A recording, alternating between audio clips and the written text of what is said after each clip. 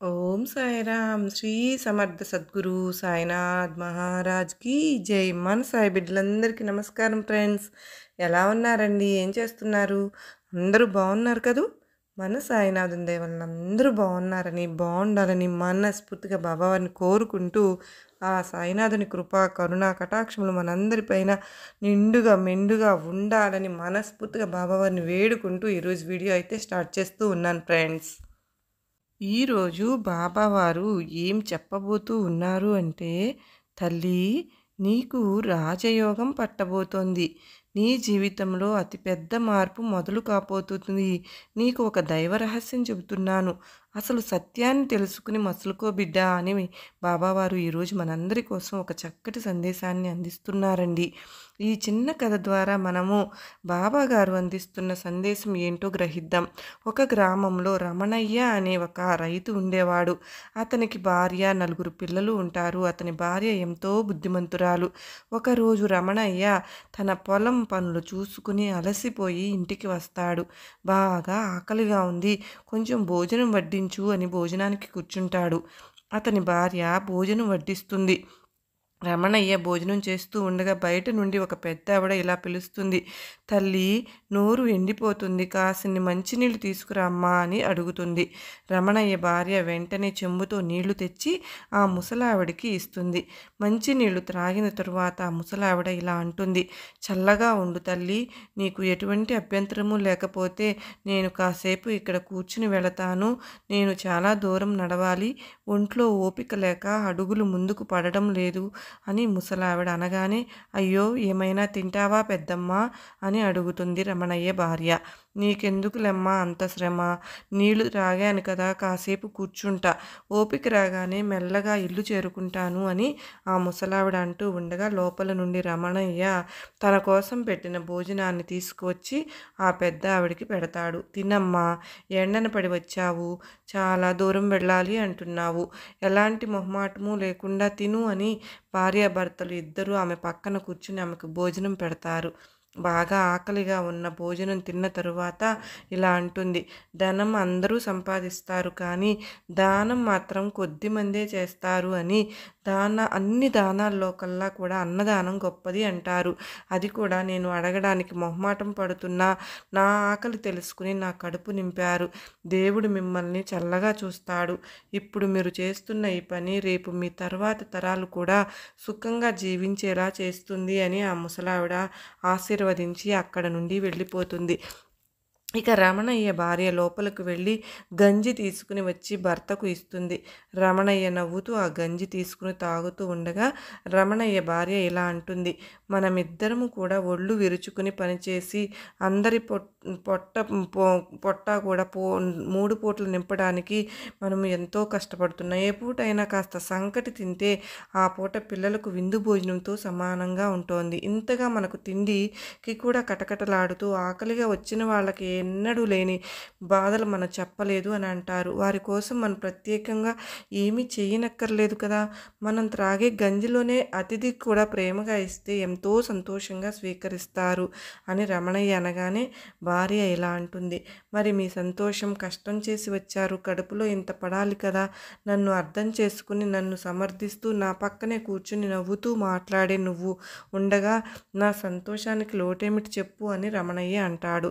అప్పుడు భార్య ఇలా అంటుంది.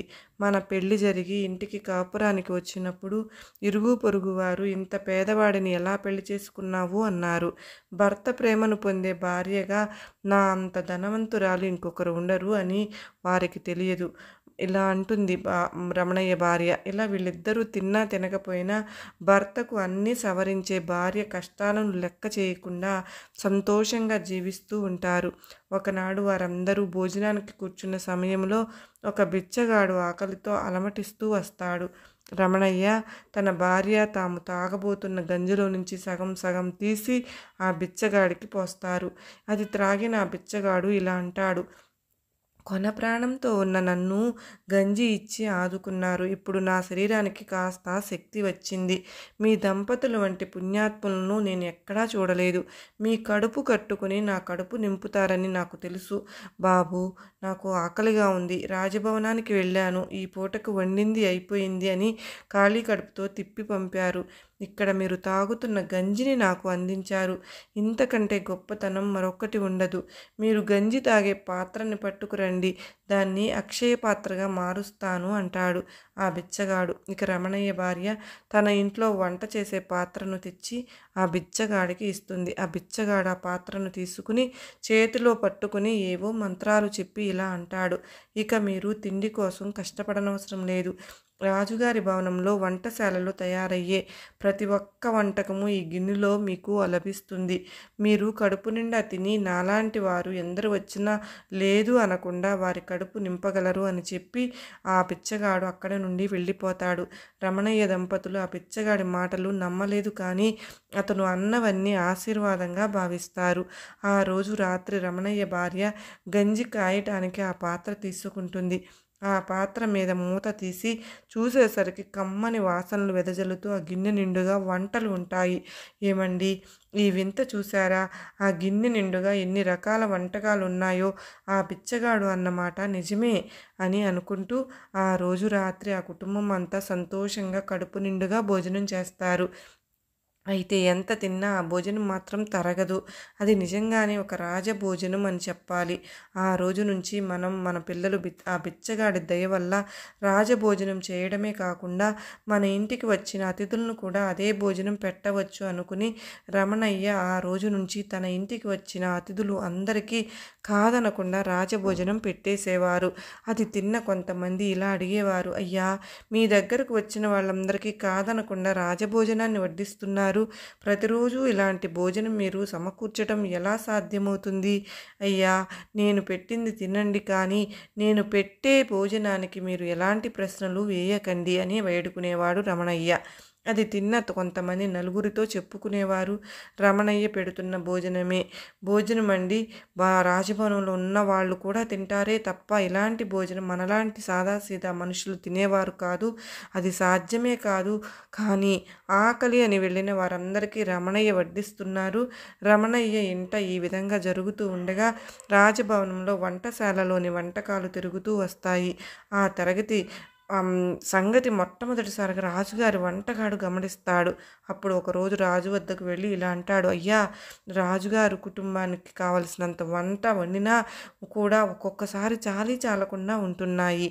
అయ్యా, పాయసం తయారు చేసి మూత పెడితే వడ్డించే సమయానికి ఆ గిన్నెలోని పాయసం మొత్తం వెలితిగా ఉంటుంది.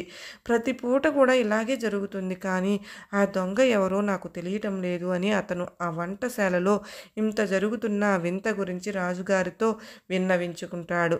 రాజుగారు కూడా మొదటిగా అతని మాటలు నమ్మలేదు, కానీ ఆ తరువాత రాజుగారే స్వయాన వంటశాలలోనికి వెళ్ళి ఆ వంటకాలన్నీ పాత్రల్లో తరిగిపోవడం గమనిస్తాడు.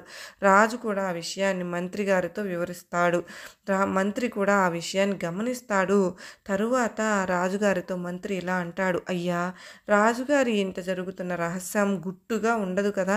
ఇంటి వంటకాలన్నీ ఎవరో ఎత్తుకుపోతున్నారని ఊరంతా పాకుతుంది.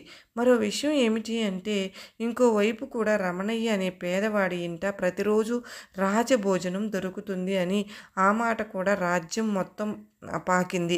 ఆ రెండు విషయాలు ఆలోచించి చూస్తే తమరి ఇంట మాయమవుతున్న వంటకాలన్నీ ఎలాగో రమణయ్య ఇంటికి చేరుతున్నాయి అన్న అనుమానం తలెత్తుతుంది. అందుకే నేను విచారించాను. ఈ రమణయ్య ఊరి చివరన ఒక చిన్న గుడిసెలో ఉంటాడు. చాలా పేదవాడు, కానీ దేవుడి లాంటి వారు అంటారు.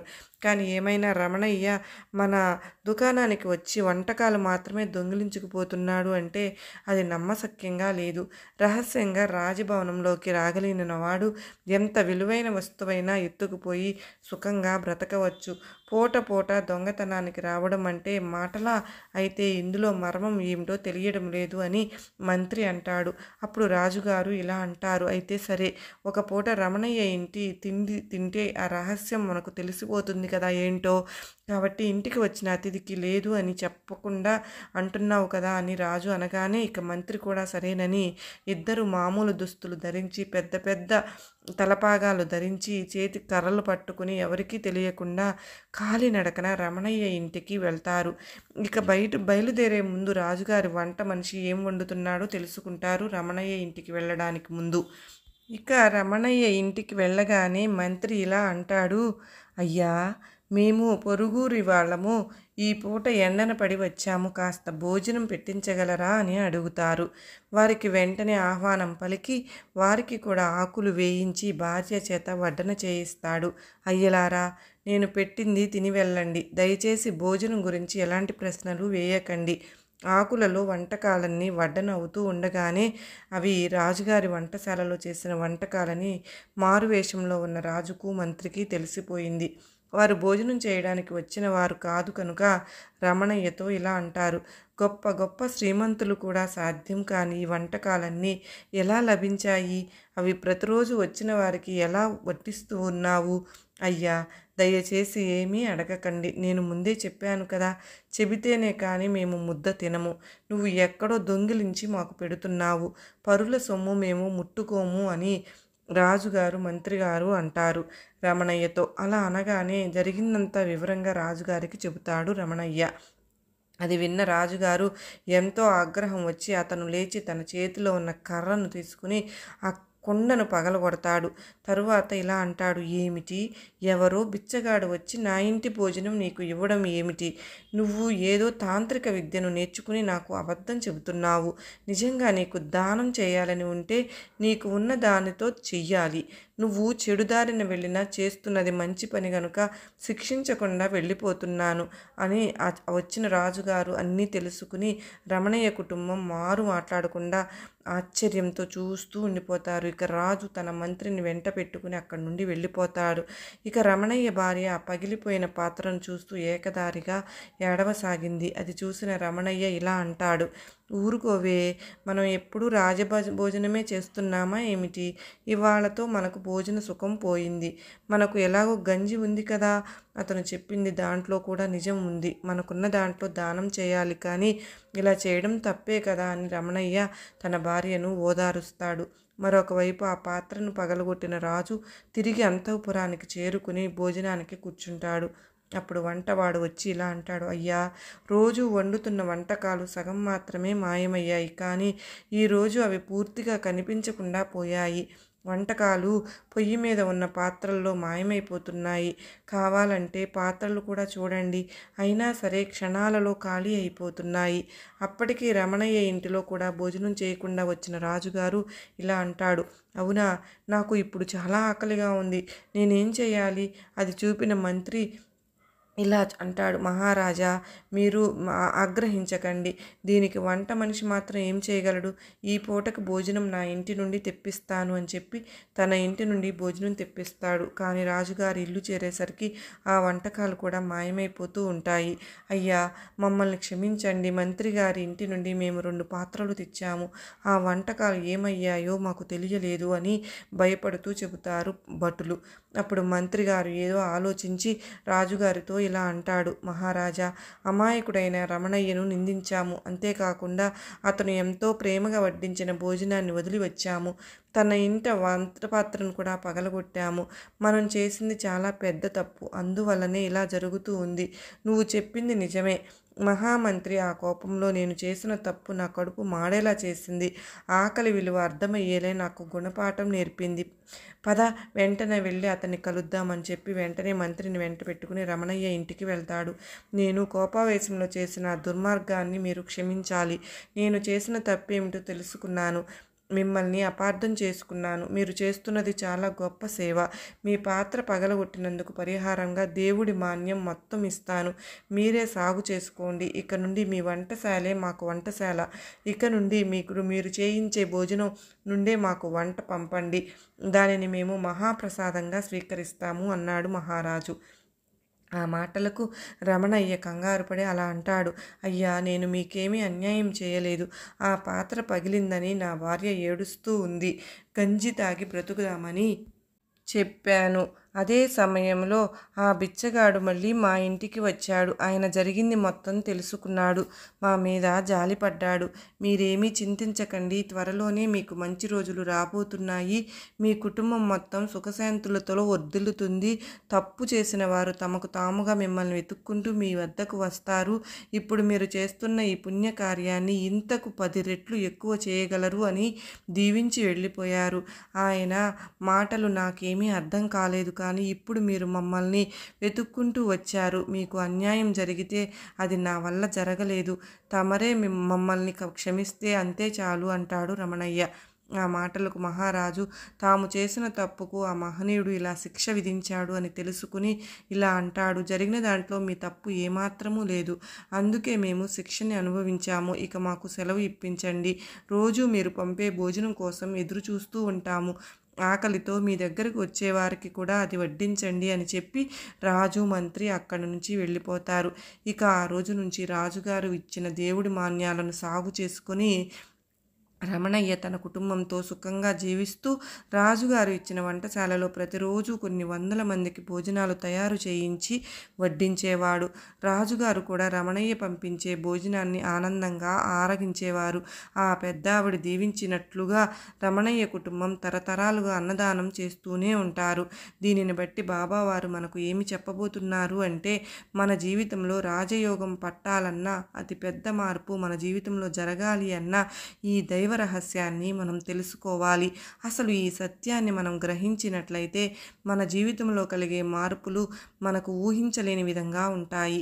కనుకనే ఎప్పుడు కూడా అయ్యా, అమ్మా అని ఎవరైనా ఆకలితో వస్తే మాత్రం వారికి కాదనకుండా, లేదనకుండా వారి కడుపు నింపి అది మనిషి అయినా సరే, లేదా ఏ జంతువు అయినా సరే, ఏ జీవి అయినా సరే, ఎప్పుడైతే ఎదుటివారి ఆకలిని మనం గుర్తించి వారి కడుపు నింపుతామో, అన్నము పెడతామో, ఆ క్షణమే నిన్ను ఆ భగవంతుడు గుర్తిస్తాడు.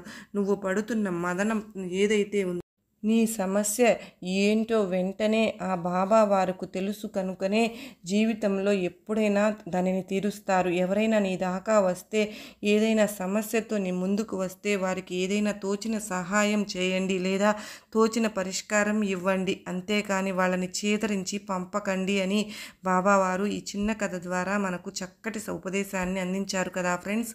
ఈ కథ నచ్చిన వాళ్ళందరూ శ్రద్ధ సబూరి అని కామెంట్ చేయండి. అలాగే ఈ వీడియోని అందరికీ అందేలాగా షేర్ చేస్తారు కదూ, లైక్ చేస్తారు కదూ. ఇంకా ఎవరైనా కొత్తగా మన ఛానల్ని చూస్తున్న వాళ్ళు ఉన్నట్లయితే దయచేసి సబ్స్క్రైబ్ చేసుకుని సపోర్ట్ చేయండి ఫ్రెండ్స్. మళ్ళా మంచి చక్కని బాబావారి సందేశంతో కలుసుకుందాం. అంతవరకు నమస్కారం అండి. ఓం సాయిరాం. సర్వే జనా సుఖినో భవంతు.